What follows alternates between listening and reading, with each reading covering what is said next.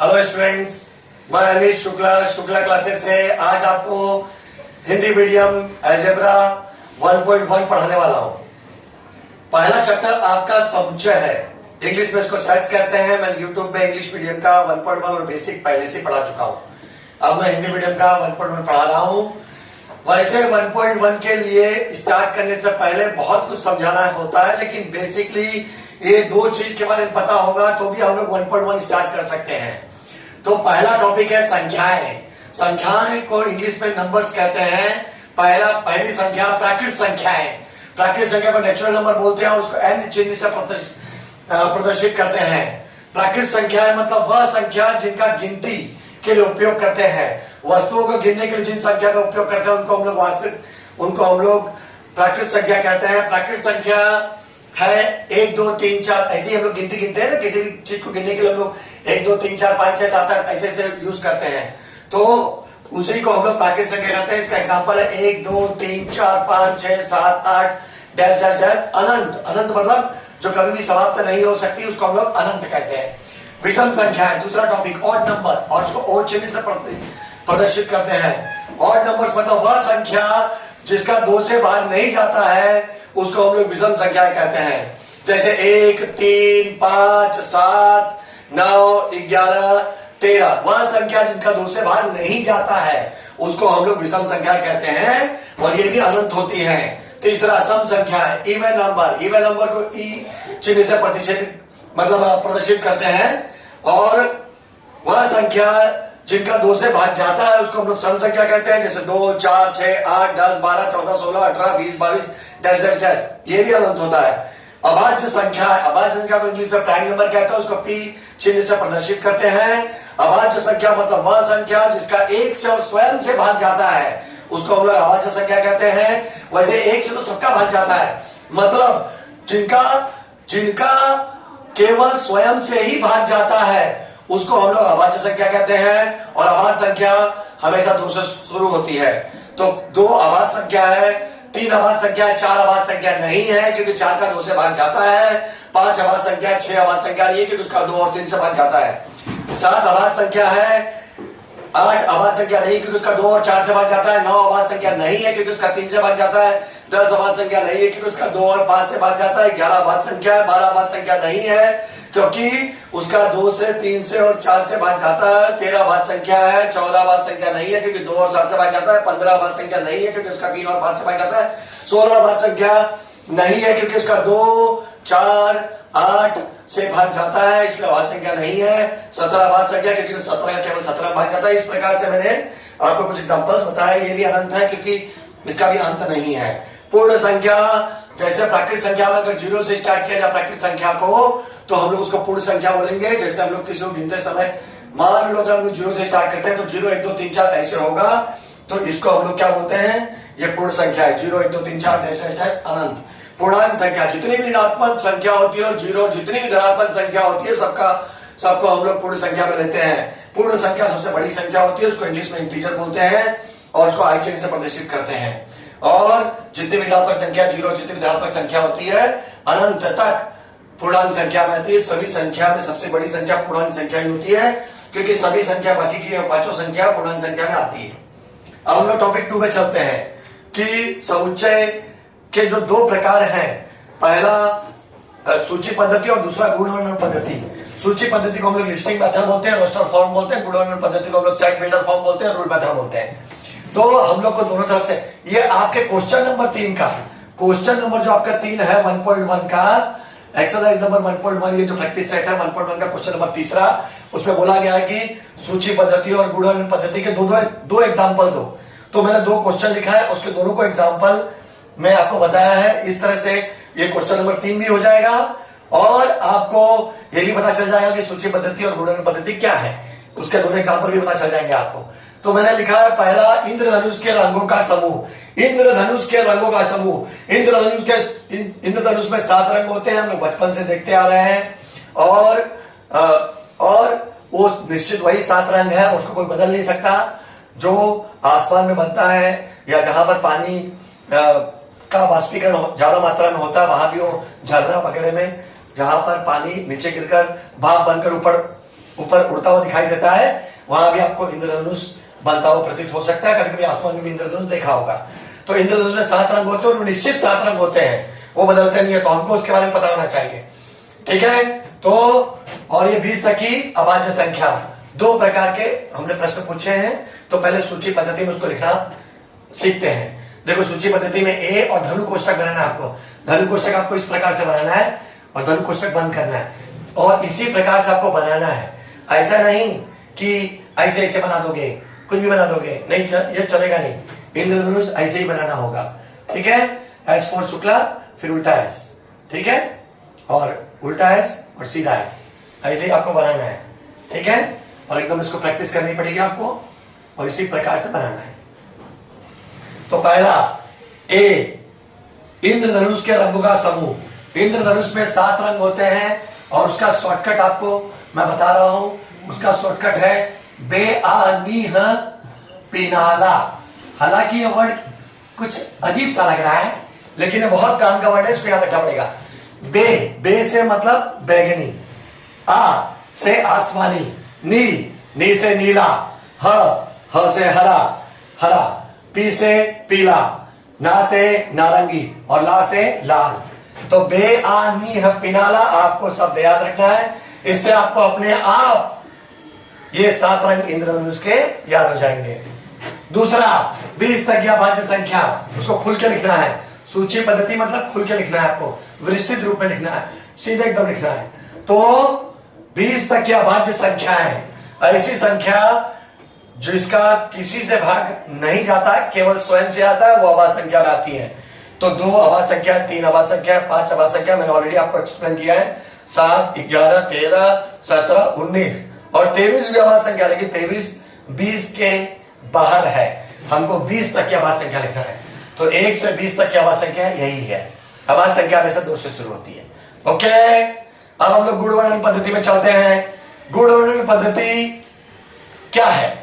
गुणवर्णन पद्धति मतलब ऐसी पद्धति जिसको हम लोग को शॉर्टकट में लिखना है। शॉर्टकट में लिखने का तरीका, जैसे इंद्रधनुष के रंगों का समूह, तो हम लोग डायरेक्ट करेंगे।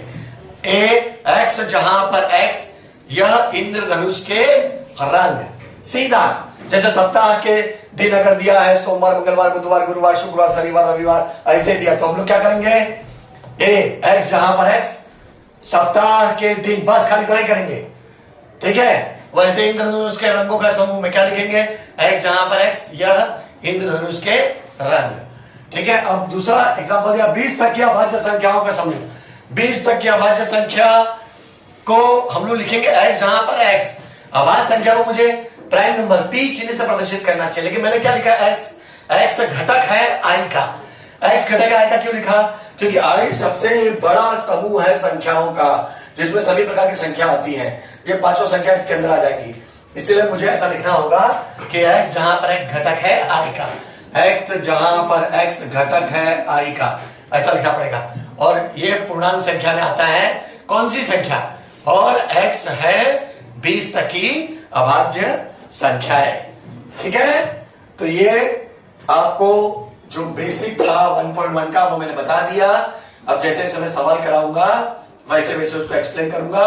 वैसे मैंने क्वेश्चन नंबर 3 भी आपको बता दिया है, तो 2 in 1 काम हो गया है। अब हम लोग क्वेश्चन 1 स्टार्ट करते हैं। ओके, तो उसको लिख लो, समझ लो। क्वेश्चन नंबर पहला करते हैं 1.1 का, प्रैक्टिस सेट 1.1 महाराष्ट्र बोर्ड। ठीक है, पहला समप्राकृत संख्याओं का समुच्चय। हम लोग को सूची पद्धति में लिखना है। क्वेश्चन नंबर 1, समप्राकृत संख्या। देखो, प्राकृत संख्या में तो सभी संख्याएं आएंगी, 1 2 3 4 सब आएंगी। तो सम संख्या, सभी सम संख्या प्राकृत संख्या होती है।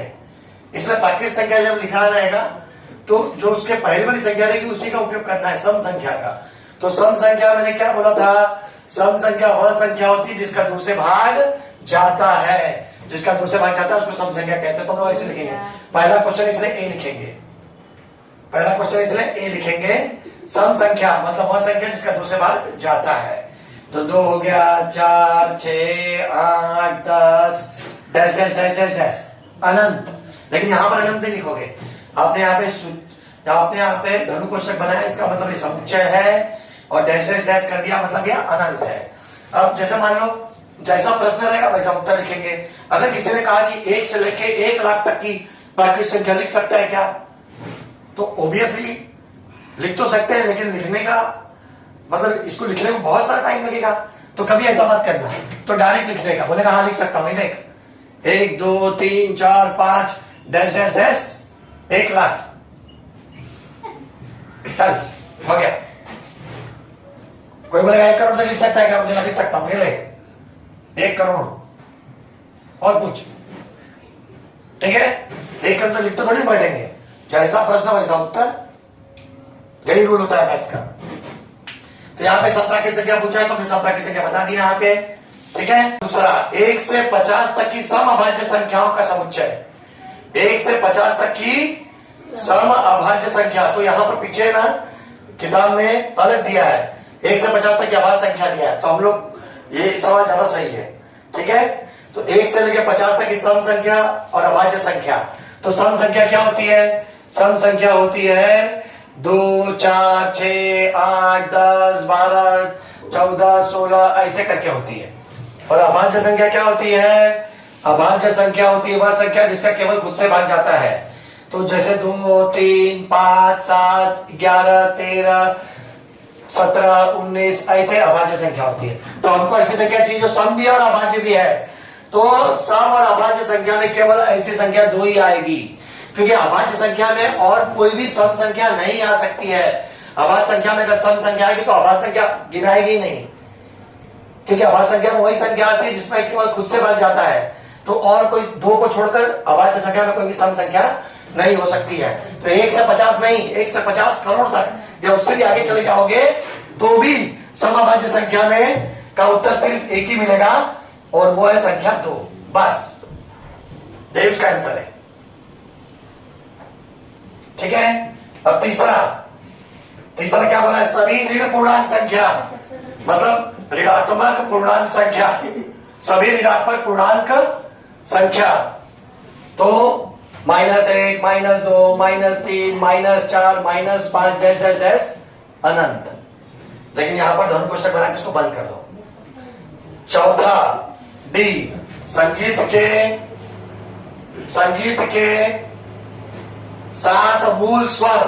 संगीत के 7 मूल स्वर क्या है, सा रे गा मा प ध नी।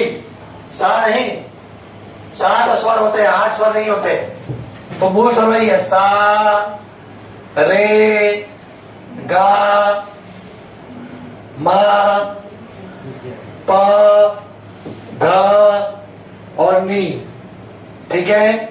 ये संगीत के मूल 7 स्वर हैं। अब हम लोग क्वेश्चन नंबर दूसरा करेंगे। क्वेश्चन नंबर दूसरा, ध्यान दो इसको। क्वेश्चन नंबर दूसरा करते हैं हम लोग। क्वेश्चन नंबर दूसरे में क्या है, हम लोग को उसको सिंबॉलिक फॉर्म में लिखना है। क्वेश्चन नंबर 2 को सिंबॉलिक फॉर्म में लिखना है। क्या है, चिन्ह का उपयोग करके कथन को लिखना है। चिन्ह का उपयोग करके, है ना, उपयोग से कथन शब्दों में स्पष्ट करो, ठीक है। बात मत करो पीछे से, हाँ देख रहा हूं तुम लोग।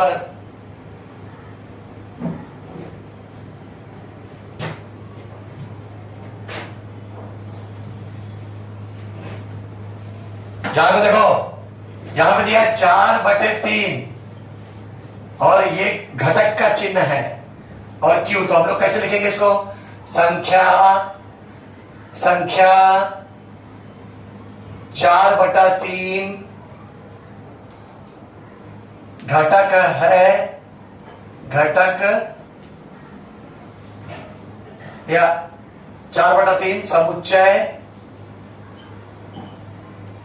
Q का घटक है, ऐसे लिखेंगे। समझ गए कैसे लिखोगे, संख्या 4/3 समुच्चय Q का घटक है। दूसरा क्या है, -2 एन। तो यहां पर क्या लिखेंगे, संख्या -2 यह समुच्चय एन का घटक नहीं है, नहीं है, काट दिया इसको, घटक नहीं है, नहीं है, ठीक है। अब तीसरा क्या दिया है, पी दिया है और ऐसा लिखा है कि पी, जहां पर पी यह विषम संख्या है, विषम संख्या है, विषम संख्या लिखा है और समुच्चय का चिन्ह बनाया है। मतलब हम लोग को ये बताना चाहते हैं कि इसका आंसर है कि पी यह विषम संख्याओं का समुच्चय है, समुच्चय है। तो ये हो गया क्वेश्चन नंबर 2। क्वेश्चन नंबर 1 हो गया और क्वेश्चन नंबर 2 हो गया। अब हम लोग क्वेश्चन नंबर 3 करेंगे। हाँ देखो, क्वेश्चन नंबर 3 मैंने कहा था कि क्वेश्चन नंबर 3 मैं पहले ही समझा चुका हूं आपको। जब सबसे पहले स्टार्टिंग में मैं बता रहा था संख्याओं के बारे में, तो दूसरा पॉइंट मैंने क्वेश्चन नंबर 3 सूची पद्धति और गुणन पद्धति का 2 एग्जांपल देकर समझाया था क्वेश्चन नंबर 3। तो यहाँ पर देखो लिखा है कि 2 समुच्चयों को सूची पद्धति और गुण वर्णन पद्धति में लिखो। तो हम लोग क्वेश्चन नंबर 1, मतलब क्वेश्चन नंबर जब मैं स्टार्टिंग किया था मैंने, तभी क्वेश्चन नंबर 3 समझा चुका हूँ। अब इसलिए हम लोग क्वेश्चन नंबर 4 करते हैं। क्वेश्चन नंबर 4 में क्या लिखा है, निम्नलिखित समुच्चय को सूची पद्धति में लिखो। तो ये भी क्वेश्चन नंबर 1 के जैसा ही है, तो सूची पद्धति में लिखना है। तो पहला, भारतीय सौर वर्ष के सभी महीनों के का समुच्चय। तो भारतीय महीने, जैसे पुराने जमाने में लोग कैसे गिनते थे, चैत्र, वैशाख, आषाढ़, माघ, ऐसे गिनते थे। लेकिन हम लोग को उसका प्रॉपर वे में, जैसे जनवरी, फरवरी, मार्च, अप्रैल हम लोग जिंदगी भर से देखते आ रहे हैं, तो हम लोग को वो तो लाइन से याद है। लेकिन हिंदी महीनों के नाम, यानी हिंदू सौर महीनों के नाम हमको पता नहीं है। भारतीय मतलब हिंदू, ठीक है। तो हिंदू महीने के नाम हम लोग को पता नहीं है, तो उसको, उसके लिए मैंने, जैसे याद नहीं है, उसके लिए हमने आपके लिए एक शब्द बनाया है। बहुत ध्यान से देखो, मजेदार है। जैसे मेरा नाम अनीश जगत नारायण शुक्ला है, मेरा नाम अनीश जगत नारायण शुक्ला है, ठीक है। तो मेरे नाम का शॉर्ट बनाएंगे तो क्या बनेगा, AJ शुक्ला। क्या बनेगा, AJ शुक्ला। उसी प्रकार मान लो कोई आदमी जिसका नाम है CV जज्बाक, CV इसका शॉर्ट नाम है और ये इसका सरनेम है। Is MP, member of parliament है ऑफ MP, मध्य प्रदेश का। ऐसा कोई आदमी है नहीं, लेकिन मैंने उसको बनाया है, मैंने ऐसे ही उसको लिखा है, समझ लो। तो CV जज्बाक इज MP ऑफ MP, जो मध्य प्रदेश का सांसद है। तो C से क्या आएगा, देखो ये याद रखोगे, CV जज्बाक नाम याद रखोगे तो तुम लोग को भारतीय महीनों के, सौर वर्ष के सभी महीनों का समुच्चय अपने आप याद हो जाएगा। तो C से क्या आएगा, C से आएगा चैत्र, C से आएगा चैत्र। V से क्या आएगा, वैशाख, V से क्या आएगा, वैशाख, ठीक है। और वैशाख ना, वैशाख, अच्छा। और J से क्या आएगा, ज्येष्ठ, ज्येष्ठ। और A से क्या आएगा, यहां पे देखो ज्येष्ठ के बाद A से क्या आएगा, आषाढ़, आषाढ़, ठीक है। S से क्या आएगा, श्रावण। B से क्या आएगा, भाद्रपद, ठीक है। वैसे कभी भी कोशिश करके एक लाइन में लिखे, लेकिन एक लाइन में नहीं आ रहा तो नीचे लिख सकते हैं। फिर भाद्रपद के बाद क्या आएगा, A, अश्विन। फिर के है, कार्तिक। फिर क्या है, M, माघ शीर्ष, माघ, माघ शीर्ष। फिर P से क्या आएगा, पौष। फिर M आ रहा है, यहां पे देखो वापस M आ रहा है, तो आ गया माघ। फिर P आ रहा है, फाल्गुन। अब तुम लोग सोचोगे फाल्गुन में तो F आ रहा है, नहीं, PH ऐसा लिखते हैं, फाल्गुन, तो P आ रहा है, ओके। तो सीवी जज्बा की एमपी ऑफ एमपी याद रखोगे तो ये आपको चैत्र वैशाख ज्येष्ठ आषाढ़ श्रावण भाद्रपद अश्विन कार्तिक मार्गशीर्ष पौष माघ फाल्गुन ये 12 महीना याद हो जाएगा। अब दूसरा देखो क्या है, कॉम्प्लीमेंट शब्द के अक्षर का समुच्चय, मतलब ये जो शब्द है उसके अक्षर बताना है आपको, उसको स्पेल करना है और लिखना है।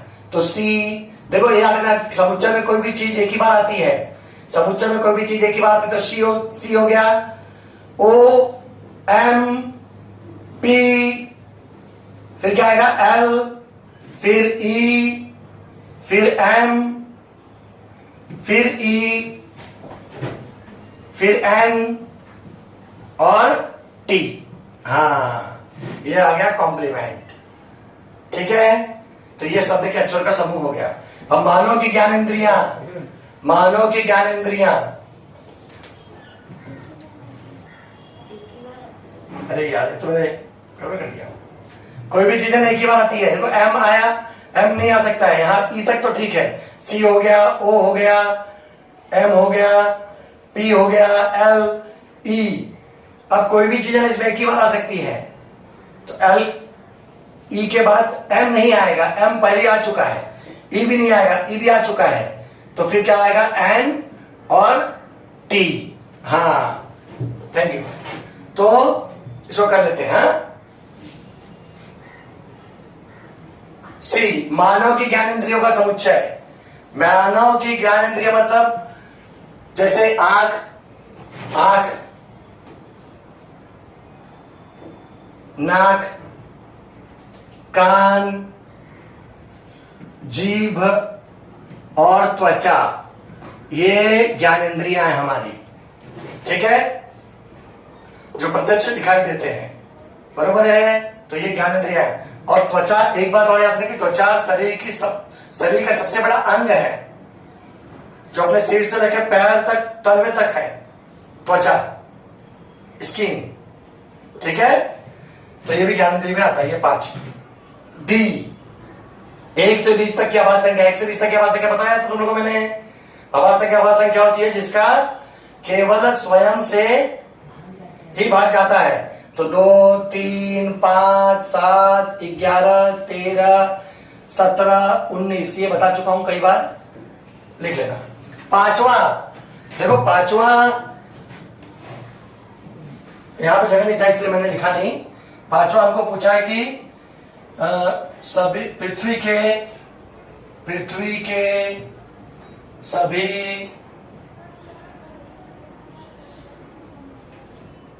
इसे देख सकते हैं, पृथ्वी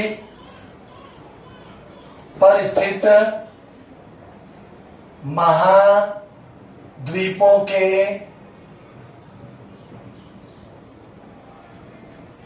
का समुच्चय। ठीक है, अच्छा यहां पे देखो मैंने तुम लोग को, देखो इसके लिए भी इंटरेस्टिंग वर्ड बनाया है मैंने।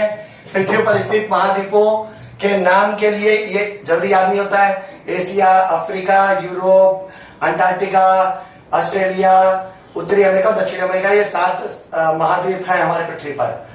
लेकिन इसके लिए मैंने आप लोग के लिए एक ऐसा शब्द बनाया है जिससे आपको याद रखने में आसानी होगी, उसका ध्यान में रखना। वो है आ वा उड़। थोड़ा अजीब है, आ वा उड़ अजीब है लेकिन बहुत काम का है। आ वा उड़ आप लोग को याद रखना है, 7 महाद्वीप के नाम अपने आप याद हो जाएंगे। तो वो होगा, अब ए से क्या आ गया, एशिया। ठीक है, हाँ, और ए से अफ्रीका भी आता है। अब यू से, वैसे यूरोप ऐसा लिखा जाता है लेकिन यहां पे ई साइलेंट है इसलिए यू हमने लिखा है, यूरोप। हिंदी में तो सीधा सीधा कोई दिक्कत ही नहीं है। ए अंटार्कटिका,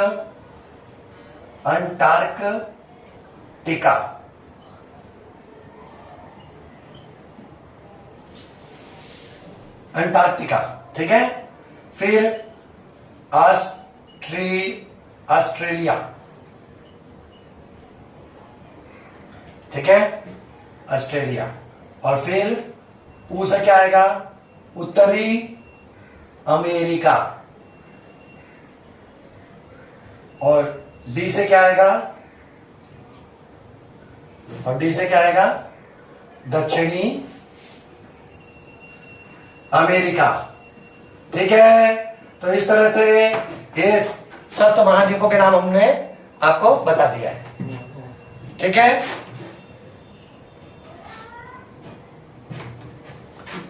तो ये 7 महाद्वीप हो गया। अब हम लोग क्वेश्चन नंबर 5वां करेंगे। ठीक है, क्वेश्चन नंबर 5वां, पांचवे का 5वां, चौथे का 5वां हो गया। चलो देखो स्टूडेंट्स, इसमें ना ये कट चुका था ये पोर्शन, इसलिए मैंने वापस से लिखा उत्तरी अमेरिका, दक्षिणी अमेरिका। ठीक है, अब ये क्वेश्चन नंबर जो पहला मैंने समझाया था उसमें वैशाख होता है, मैंने पहले लिखा था लेकिन फिर मुझे थोड़ा मिस्टेक हो गया, तो वैशाख लिखना। ठीक है, और अश्विन लिख दिया मैंने गलती से, अश्विन होता है। ठीक है, तो ये चैत्र, वैशाख, ज्येष्ठ, आषाढ़, श्रावण, भाद्रपद, अश्विन, कार्तिक, मार्गशीर्ष, पौष, माघ और फाल्गुन। ठीक है, तो ये हो गया करेक्शन। अब क्वेश्चन नंबर हम लोग 5वें में चलते हैं। क्वेश्चन नंबर 5, क्वेश्चन नंबर 5वां करेंगे। क्वेश्चन नंबर 5वां आपको, ये वर्ग है और ये 1 2 3 4 ये बदलने वाली संख्या, तो इसको ऐसे लिखेंगे a बराबर धनु कोष्टक x जहां पर x, ये लिखने का तरीका है x जहां पर x बराबर ये जो 1 2 3 4 वाला बदलने वाली संख्या उसको हम लोग n लिखते हैं, और ये जो 2 है ना वो घात है, उसको हम लोग ऊपर लिखेंगे, 2 स्थिर है। अच्छा, ये बदलने वाली संख्या 1 2 3 4 ये किस प्रकार की संख्या है?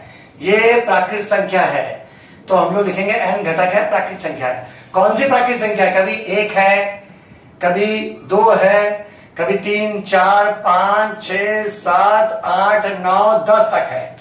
कैसे?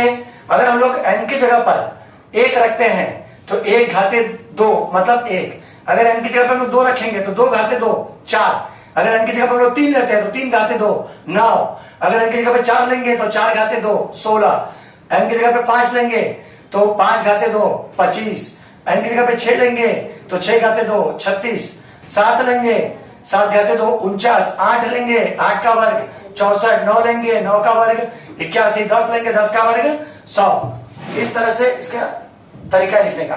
अब भी देखो दूसरा वाला 6 12 18 24 30 36 42 48, ये क्या है? ये 6 का गुणज है। देखो 6 गुणे 1 6, 6 दूनी 12, 6 तिहाई 18, 6 चौक 24, 6 पचे 30, 6 छंग 36, 6 सते 42, 6 अठे 48। तो यहां पर लिखने का तरीका x जहां पर x बराबर 6 गुणे 6 गुणे 6 गुणे 6 गुणे सब में आ रहा है, तो हम लोग लिखेंगे 6 गुणे। अच्छा, बदलने वाली संख्या कौन सी है? 1 2 3 4 5 6, ये बदलने वाली संख्या है, तो बदलने वाली संख्या के हम लोग n लिखते हैं। अच्छा, ये बदलने वाली संख्या 1 2 3 4 किस प्रकार की संख्या है? ये प्राकृत संख्या है, तो n घटक है n का। कौन सी प्राकृत संख्या है? कभी ये 1 है, कभी 2 है, कभी 3 है, 4 5 6 7 8 तक ही दिया है। देखो अगर इनको हम लोग 1 लेंगे तो 6 कम 6, 2 लेंगे तो 6 दूनी 12, 3 लेंगे 6 3 18, 4 लेंगे 6 चौक 24, 5 लेंगे 6 पच्चे 30, 6 लेंगे 36, 7 लेंगे 6 सत्ते 42 8। तीसरा जो है 5वें का वो सी दिया है SMILE, तो ये क्या है? ये है अंग्रेजी अक्षर स्माइल के का अल्फाबेट, मतलब अक्षर। तो हम लोग लिखेंगे x जहां पर x, यह अंग्रेजी शब्द के अक्षर हैं। ठीक है, अंग्रेजी शब्द कौन सा है? स्माइल। स्माइल शब्द को स्पेल किया है, स्माइल शब्द के अक्षर, ये SMILE, ये शब्द का उपयोग करके, एक बार उपयोग करके या कई बार उपयोग करके ये शब्द बना स्माइल। ठीक है, यहाँ पे तो एक ही बार उपयोग में लाया गया। चौथा डी, रविवार, सोमवार, मंगलवार, बुधवार, गुरुवार, शुक्रवार, शनिवार, ये क्या है? ये है x जहां पर x सप्ताह, ये क्या है? सप्ताह के दिन। बस समुच्चय लिखना नहीं है आपको, धनु कोष्ठक बनाना था, समुच्चय हो गया। x जहां पर x सप्ताह के दिन, बस हो गया। ये x a, ये जो 5वां सवाल है क्या है? AET, ये शब्द से, इस अक्षर से कौन सा शब्द बनेगा अंग्रेजी का? तो लिखोगे x जहां पर x, यह अंग्रेजी शब्द, ईट भी हो सकता है, टी भी हो सकता है, इस शब्द के अच्छा रहे। तो ये आपका हो गया पूरा 1.1 पूरा हो गया। ठीक है बच्चों लोग, अब इसको पढ़ लो, एक बार रिवाइज करो, लिखो, प्रैक्टिस करो और दूसरों को बताओ, सब्सक्राइब करो, शेयर करो, लाइक करो।